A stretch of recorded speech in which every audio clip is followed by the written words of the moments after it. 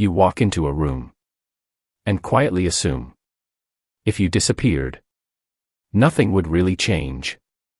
At work, in friendships, even in love, you feel interchangeable, like a background character in your own life. And you don't know when that belief started, but it follows you everywhere. Why does your mind keep telling you you're easy to replace? Visual, person standing in a crowded train, slightly out of focus. Stay with me. The answer isn't what you think. 2. Problem deep dive. It shows up in small moments. You don't share your full opinion in meetings, because someone else probably said it better. You hesitate to text first, because you don't want to seem clingy. You downplay your skills before anyone else gets the chance to. And when someone pulls away, even slightly, your brain whispers, "See, you were never that important."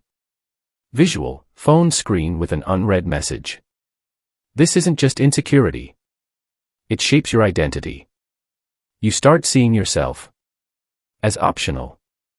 In relationships, you overgive. At work, you overperform. In conversations, you overexplain. Not because you're dramatic, but because somewhere inside, you believe your value is fragile. Psychology calls this a low sense of relational worth. A belief that your presence doesn't significantly impact others.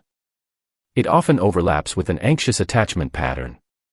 A personality style where your nervous system constantly scans for signs of rejection or replacement. But here's the deeper layer. This feeling doesn't come from arrogance.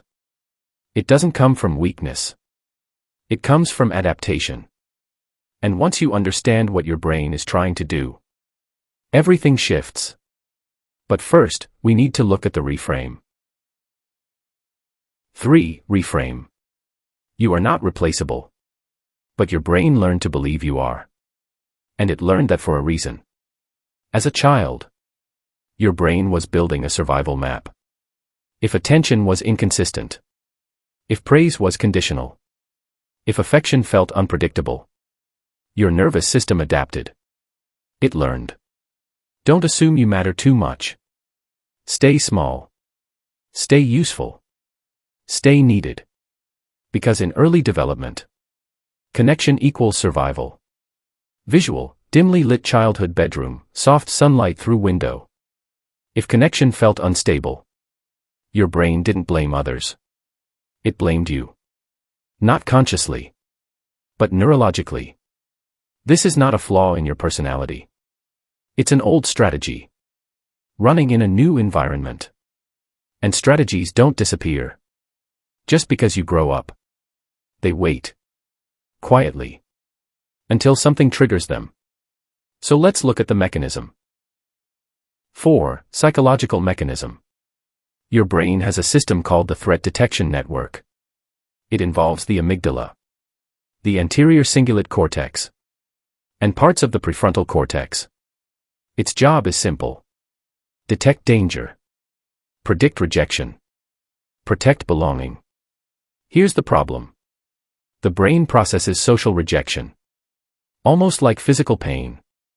Neuroscience studies show that social exclusion activates similar neural pathways as physical injury. To your brain, being replaced feels like being wounded. Visual, abstract brain animation highlighting emotional centers. So it develops a shortcut. A mental model that says, if I assume I'm replaceable, I won't be shocked when I am. This is called defensive pessimism. It lowers expectations to reduce emotional impact. Think of it like wearing emotional armor. But armor is heavy. And if you wear it long enough, you forget how to move without it. There's another layer. Your brain constantly runs something called predictive coding. It doesn't react to reality. It predicts reality. If your internal model says, I'm not that important, your brain filters experiences to confirm it. You'll notice the delayed reply. Ignore the warm smile. You'll remember the one time you weren't invited. Forget the 10 times you were. Your mind becomes a courtroom where the verdict is already decided. Visual, slow-moving light patterns forming a loop. So the question becomes, how do you update that internal model? Not with affirmations. Not with forced confidence. But with psychological precision. 5. Practical framework. We'll move gently. 4 shifts. Each rooted in how your brain works. 1. Separate feeling from fact. What to do when the thought appears, I'm replaceable. Label it as a mental event, not reality. Say, this is my prediction, not a fact. Why it works. This activates the prefrontal cortex, the reasoning part of your brain, which calms amygdala-driven threat responses. In cognitive behavioral psychology, this is called cognitive diffusion. You create distance between you and the thought. Real-life example. Your friend cancels plans. Instead of spiraling, you pause and say, my brain is predicting rejection. That doesn't mean rejection happened.